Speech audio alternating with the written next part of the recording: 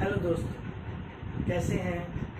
इस लॉकडाउन में खूब जम के पढ़ाई करें, क्योंकि लॉकडाउन के खुलने के बाद बहुत जल्द सभी एग्जामों की डेट अनाउंस होने वाली है।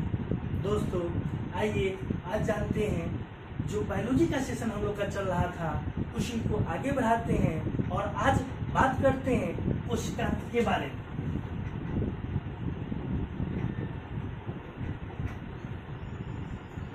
दोस्तों आइए जानते हैं कि यह कोशिका क्यों महत्वपूर्ण है।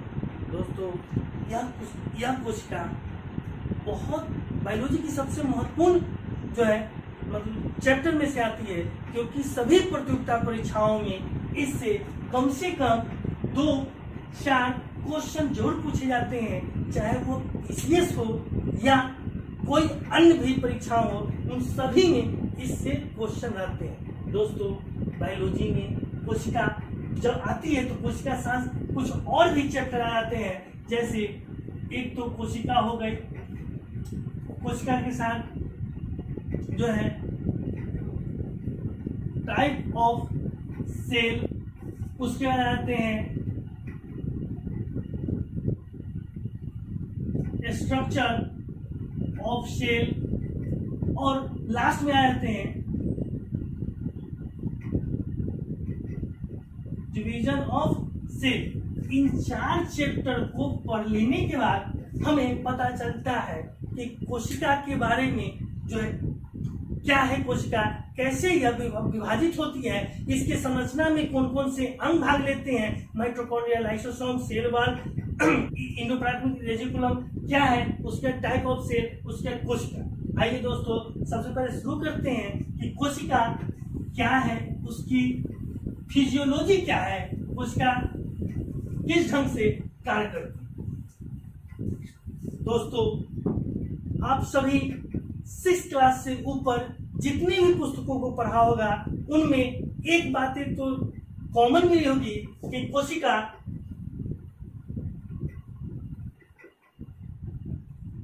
सभी जीवधारियों की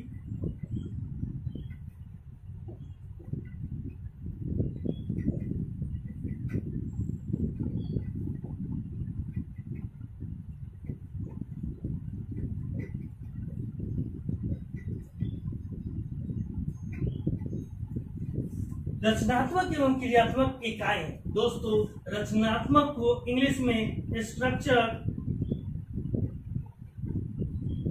और क्रियात्मक को फंक्शनल कहा जाता है। दोस्तों हम लोग रचनात्मक और क्रियात्मक को अगर समझ लेते हैं तो कोशिका के बारे में समझने में हमें बहुत आसानी होगी। सबसे पहले दोस्तों कोशिका की रचनात्मक एवं क्रियात्मक इकाई कोशिका को क्यों कहा जाता है समझने की जरूरत है कि रचनात्मक दोस्तों जितने भी इस जगत में जितने भी जीव हैं उन सभी का निर्माण कहीं ना कहीं कोशिका से हुआ है।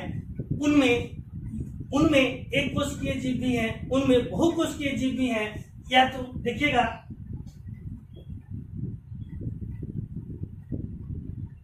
यूनिसेलुलर में कौन कौन से आ जाएंगे, तो यूनिसेलुलर में जो है अमीबा, यूग्लिना, पैरामीशियम, नीलहरी शैवाल।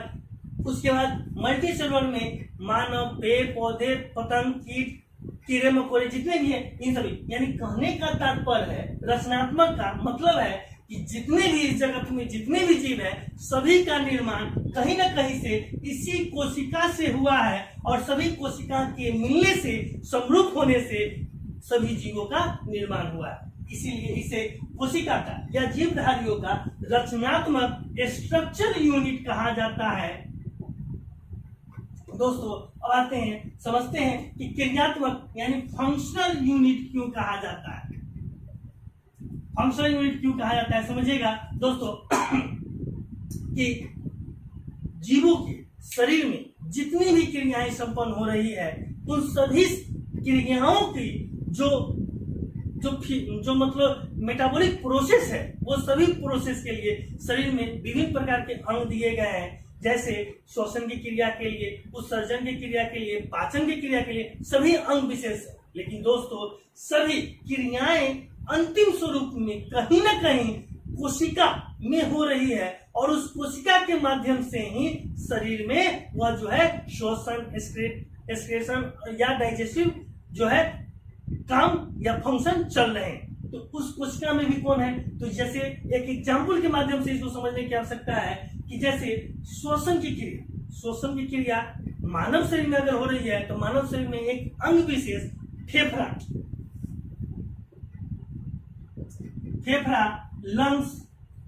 लंग्स दिए गए हैं। इस लंग्स में श्वसन की क्रिया हो रही है, लेकिन वास्तव में देखा जाए तो इस लंग्स में श्वसन की क्रिया हो रही है, लेकिन कहीं ना कहीं यह श्वसन की क्रिया इस कोशिका में हो रही है। और कोशिका में कहा तो माइटोकॉन्ड्रिया में हो रही है। इसी माइटोकॉन्ड्रिया में जो है दोस्तों, इसी माइटोकॉन्ड्रिया में जो वसा अणु है, ग्लूकोज है, वह विखंडित होकर ऊर्जा के रूप में हम लोग को क्या देते हैं, एटीपी का निर्माण करते हैं और शरीर में ऊर्जा विमुक्त होती है, एनर्जी आती है। समझिएगा, एटीपी का फुल फॉर्म क्या होता है दोस्तों, एडिनोसिन ट्राइफॉस्फेट। इसीलिए दोस्तों कोशिका को सभी जीवधारियों का जो है रचनात्मक और क्रियात्मक इकाई कही जाती है, यानी फंक्शनल यूनिट और स्ट्रक्चर यूनिट कहा जाता है। तो ये थे दोस्तों कोशिका को सभी जीवधारियों का रचनात्मक एवं क्रियात्मक इकाई क्यों कही जाती है। अब आते हैं कोशिका के बारे में कि कोशिका की खोज से संबंधित कौन कौन से चीजों को ध्यान में रखने की आवश्यकता है। दोस्तों सबसे पहले समझेंगे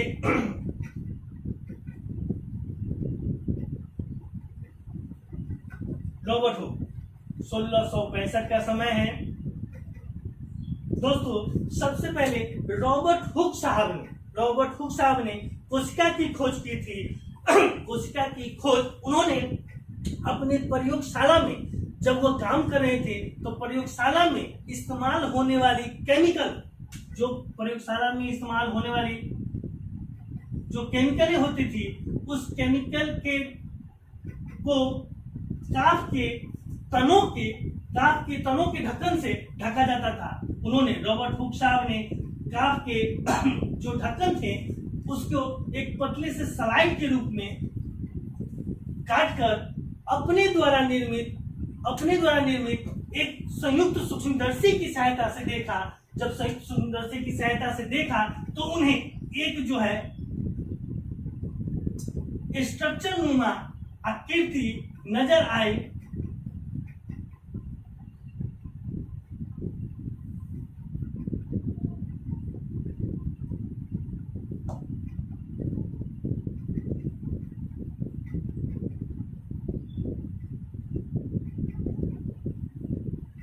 ये आकृति को उन्होंने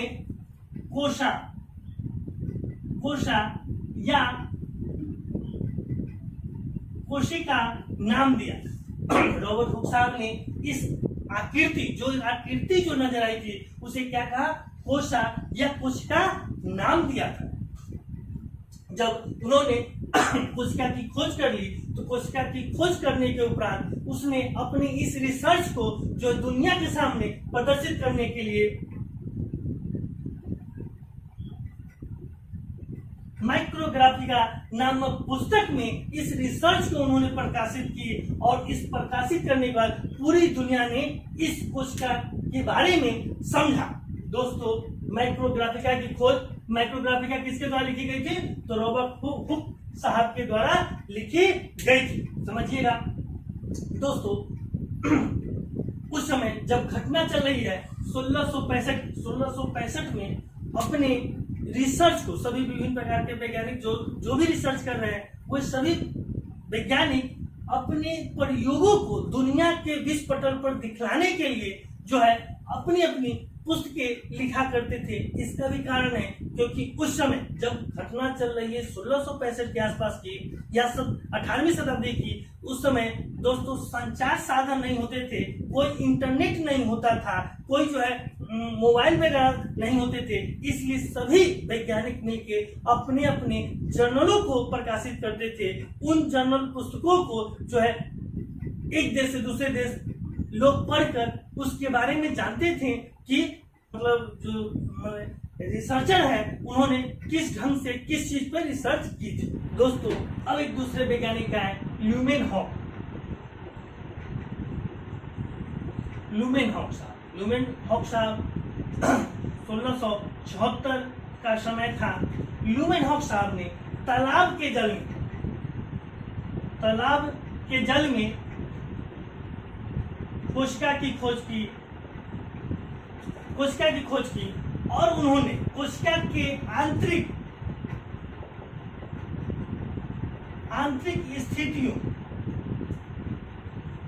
स्थितियों के बारे में बताया। उन्होंने इसके आंतरिक स्थिति यानी कि इसके अंदर कौन कौन से अंग है, अंग विशेष में कौन कौन से हैं, उन सभी के बारे में जो है ल्यूमेनहॉक साहब ने 1674 ईस्वी में तालाब के जल में एक कोशिका की खोज की थी। नेक्स्ट दोस्तों है एक और वैज्ञानिक है, उनका नाम है 1838 का समय थे जब दो वैज्ञानिक आए स्लाइडेन व श्वान। दो वैज्ञानिक हैं स्लाइडेन व श्वान। दोस्तों इन्होंने 1838 में जो है कोशिका सिद्धांत की खोज की। कोशिका सिद्धांत के तहत उन्होंने जो है इसकी समग्र अध्ययन करने के उपरांत मुख्य 4 बातें बताई। पहली,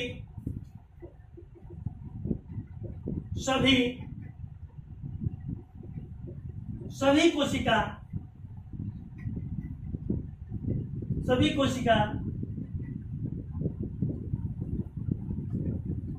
केंद्रक की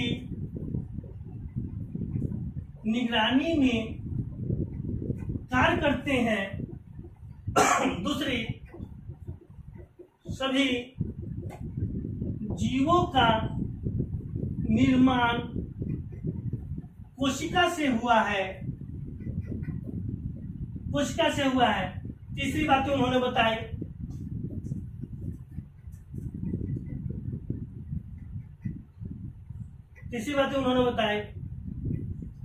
सभी नए कोशिकांग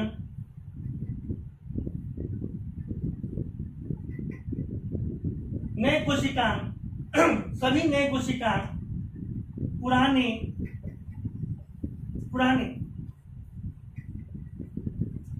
मदर सेल के विभाजन से उत्पन्न 2 नए डॉटर सेल से उन्होंने कहे। चौथी बातें उन्होंने बताई कि सभी जीवों में विभिन्न प्रकार की कोशिका होती है।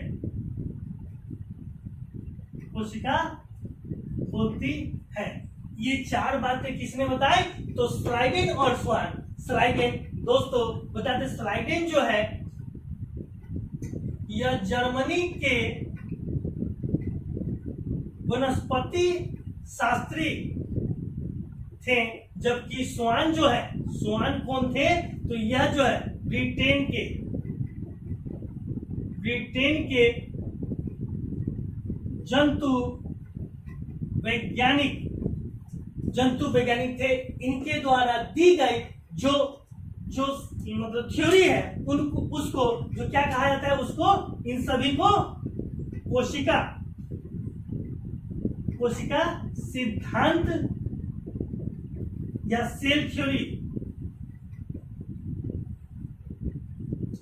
थ्योरी कहा जाता है। दोस्तों नेक्स्ट वैज्ञानिक है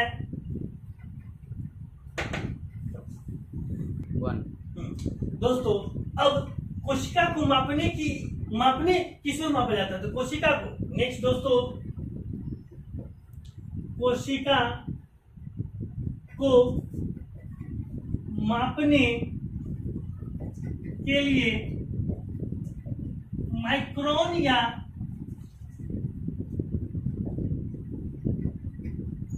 माइक्रोमीटर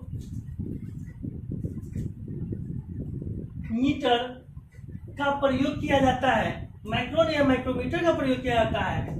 इसकी जो लंबाई होती है 10 म्यू से 200 म्यू तक होती है दोस्तों, और एक म्यू बराबर 10⁻⁶ मीटर होता है। दोस्तों ये थे कोशिका के मापने की इकाई, यानी किसमें कोशिका को मापा जाता है? तो किसमें मापा जाता है? माइक्रोन में। यहाँ पे माइक्रोन में मापी जाती है। नेक्स्ट केंद्र। दोस्तों कोशिका के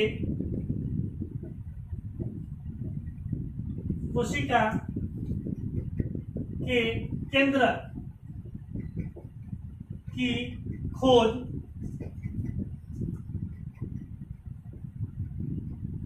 रॉबर्ट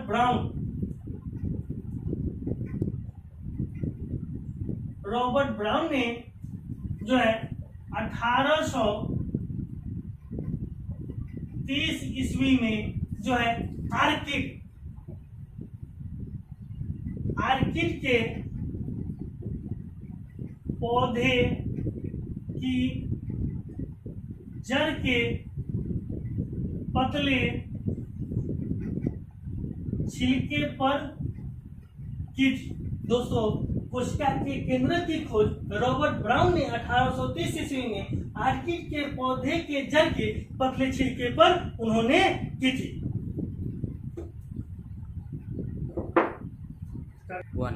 नेक्स्ट दोस्तों, जीव द्रव की खोज किसने की थी? जीव द्रव की खोज पुरकिंजे नामक वैज्ञानिक ने की थी, जबकि उसे पहली बार देखा था जूडोर्जिन नामक वैज्ञानिक ने जीव द्रव की को सबसे पहले देखा था, जबकि जीव द्रव की खोज किसने की थी? तब पुरकिंजे नामक वैज्ञानिक ने की थी। नेक्स्ट है दोस्तों हक्सले। नेक्स्ट है दोस्तों हक्सले नामक वैज्ञानिक ने जीव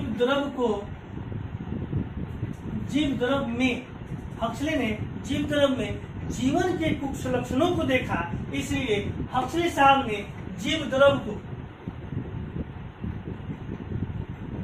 को जीवन का भौतिक आधार कहा। इसे ही फिजिकल बेसिस ऑफ लाइफ कहा जाता है। किसे कहा जाता है? जीव द्रव को। और किसने कहा था? हक्सले ने कहा था। नेक्स्ट और वैज्ञानिक है, एक और वैज्ञानिक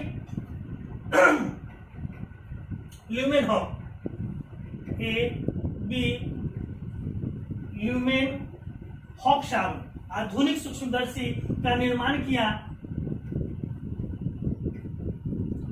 आधुनिक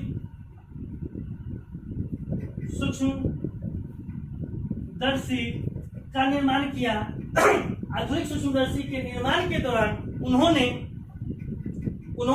जो आधुनिक सूक्ष्मदर्शी के निर्माण किया और वे जीवाणु की खोज की।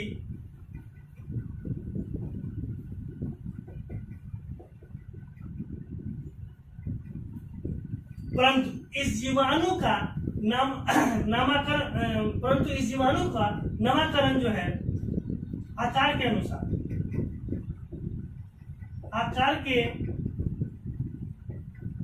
अनुसार नामकरण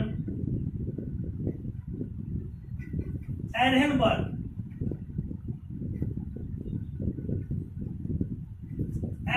नामक वैज्ञानिक ने किया था।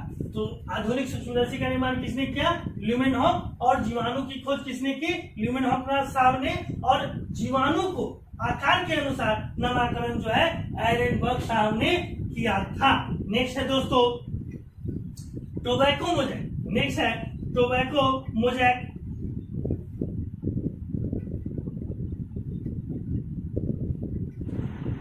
दोस्तों देखिए टोबैको मोजैक रोग के खोज के दौरान जो है विषाणु की खोज इवानोवस्की ने की थी। इवानोवस्की ये रशिया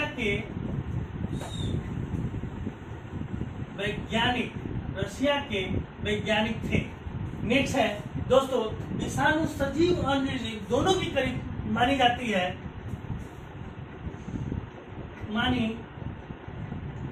है। इसमें केवल न्यूक्लिक एसिड पाया जाता है। नेक्स्ट है इलेक्ट्रॉन माइक्रोस्कोप के खोजकर्ता दोस्तों, इसके खोजकर्ता एम कर्नोल एंड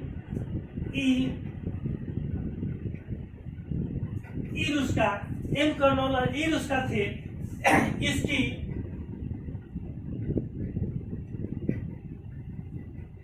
इसकी आवर्धन क्षमता 1,00,000 से 10,00,000 गुनी होती है। 10,00,000 गुनी होती है। नेक्स्ट है दोस्तों कि सबसे बड़ी कोशिका, आप लोगों को पता होगा दोस्तों कि सबसे बड़ी कोशिका जो होती है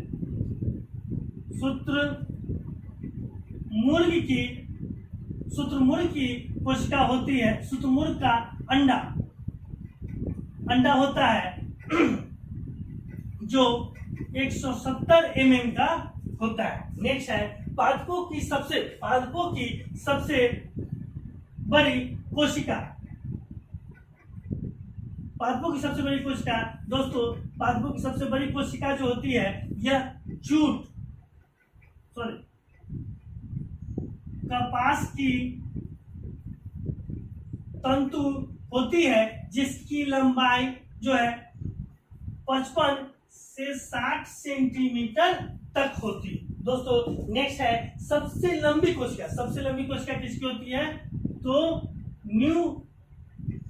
न्यूरॉन की कोशिका होती है। जो न्यूरॉन हमारे मस्तिष्क से जो है सूचनाओं को शरीर के समस्त अंगों तक पहुंचाते हैं, यही न्यूरॉन है दोस्तों। ठीक, सबसे लंबी कोशिका कौन है? तो न्यूरॉन की। और सबसे छोटी कोशिका हो जाती है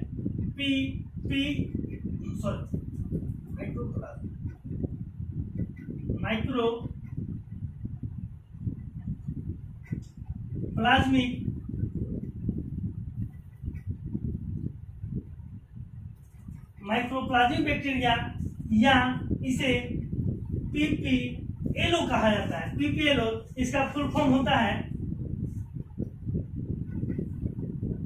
प्यूरो न्यूमोनिया लाइक ऑर्गेनिज्म।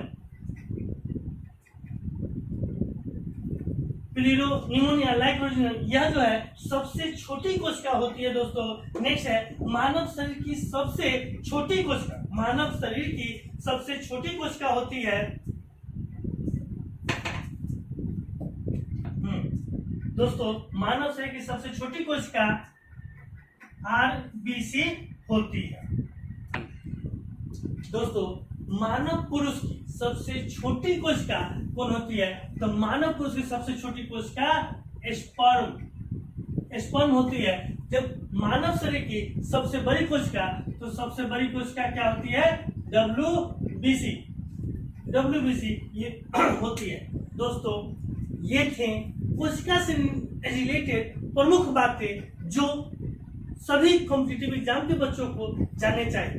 ठीक, इसके बाद ये कोशिका का पार्ट 1 है दोस्तों। इसके बाद टाइप्स ऑफ कोशिका आएंगे, उसका स्ट्रक्चर ऑफ सेल आएंगे, उसके बाद जो है सेल डिवीजन आएंगे। दोस्तों ये पार्ट 1 की वीडियो थे। अगर यह वीडियो आपको पसंद आई होगी तो इसे लाइक करें, सब्सक्राइब करें, शेयर करें, ताकि यह उन जरूरतमंदों तक पहुंच सके जिन्हें आवश्यकता है जीएस की, जिन्हें जीएस बिल्कुल समझ में नहीं आता है, वहां तक ये आप लोग के ही माध्यम से पहुंच सकेंगे। धन्यवाद। जय हिंद।